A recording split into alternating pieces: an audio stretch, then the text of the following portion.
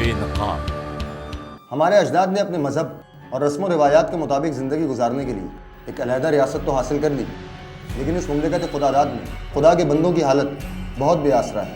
यहाँ कोई दिन ऐसा नहीं गुजरता कि जब महरूमियों, नाइंसाफ़ियों और मजालिम की दास्तानें अखबारात की जीनत ना बनती। इन्हीं में से एक है ज़नाबिल जबर। यूँ तो ये कौम ज़नाबिल जबर की खबरों की आदी हो चुकी है, लेकिन अगर ये जुर्म किसी ऐसी जगह पर किया जाए जो पूरी कौम के लिए मुक़द्दस हो तो इससे जुर्म की संगीनी में कई गुना इजाफा हो जाता है। नाज़रीन गवाह हैं कि बेनकाब ने ना सिर्फ माशरे में फैली बहुत सी बुराइयों का पर्दा चाक किया, बल्कि मज़ार कायद के अहाते में जिस्म फरोशी के गलीज़ कारोबार की जानिब भी सबसे पहले हमने ही तवज्जो दी।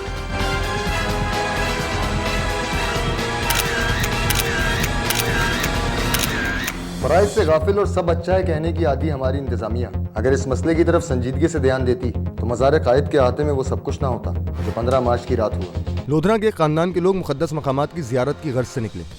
उनके सफ़र की आखिरी मंजिल कराची में वाक़ अब्दुल्ला शाह गाज़ी का मज़ार था।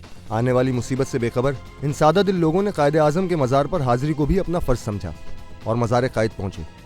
उनको नहीं मालूम था कि बानी पाकिस्तान से अकीदत की इतनी भारी कीमत अदा करना पड़ेगी। मज़ार कायद की लाइट्स लोड शेडिंग की वजह से बंद हुई और इसी दौरान मुबैना तौर पर मज़ार की हिफाजत पर मामूर गार्ड्स ने उनमें से एक खातून रज़िया को अगवा किया और म्यूज़ियम से मुल्का एक कोठरी में ले गए, जहां इन दरिंदों ने इस मासूम को अपनी हविस का निशाना बना डाला। हमने डिपार्टमेंटल इंक्वायरी ऑर्डर की हुई है, उसकी रिपोर्ट 2-3 दिन में आ जाएगी।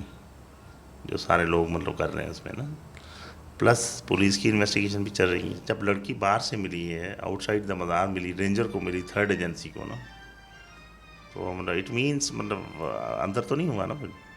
And ranger has handed over to police ना। एसएसपी साहब कल आए थे, खुसरो साहब, उन्होंने चेक किया, उनकी स्टेटमेंट जो है उसमें डान में रिकॉर्डेड है। उन्होंने कहा कि इधर वॉशरूम कोई नहीं है। लड़की ने कहा जी वॉशरूम में मुझे लेके गए थे, देयर इज़ नो वॉशरूम, और छोटा सा स्टोर रूम में।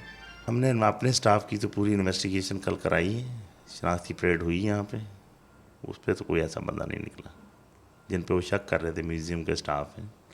उसकी सबकी इन्वेस्टिगेशन हुई इन प्रेजेंस ऑफ पुलिस, सबके प्रेजेंस में, और no one was identified by the victim.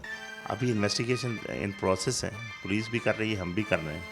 जब तक फाइनल आउटकम नहीं आता तो फाइनल चीज़ तो कोई नहीं कह सकते ना। यहाँ ये बात काबिल गौर है कि गार्ड्स की शनाख्ती परेड हो चुकी है और इनमें से एक को रज़िया ने पहचान भी लिया है। दूसरी तरफ मकामी अखबार की यह खबर अपने अंदर बहुत कुछ समेटे हुए है कि 225 गार्ड्स में से सिर्फ 50 को शनाख्त के लिए पेश किया गया। ऐसा क्यों किया गया, इसका अंदाज़ा करना कोई मुश्किल बात नहीं। अपनी खोई हुई इज्जत को ढूंढने की नाकाम कोशिशों के बाद रज़िया के अजीज़ शाह खुरासां पहुंचे, जहां उनकी मुलाकात पासबान आज़ा पाकिस्तान के ओहदेदार नैयर जैदी से हुई।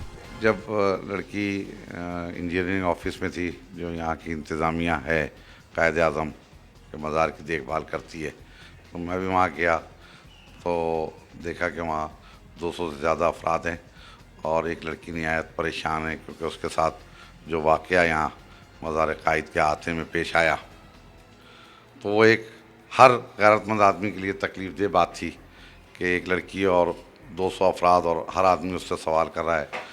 तो मैंने फ़ैसला किया और आसिफ खोजे साहब से कहा कि भाई आप फौरी तौर पे जो है इस लड़की को यहाँ से लेके जाएं और इसको कोई महफूज जगह दें। तो फिर हम उसको यहाँ अपने फ्लैट में लिया है, महल मशहद आर्केड में। 2 दिन वो यहाँ रहीं।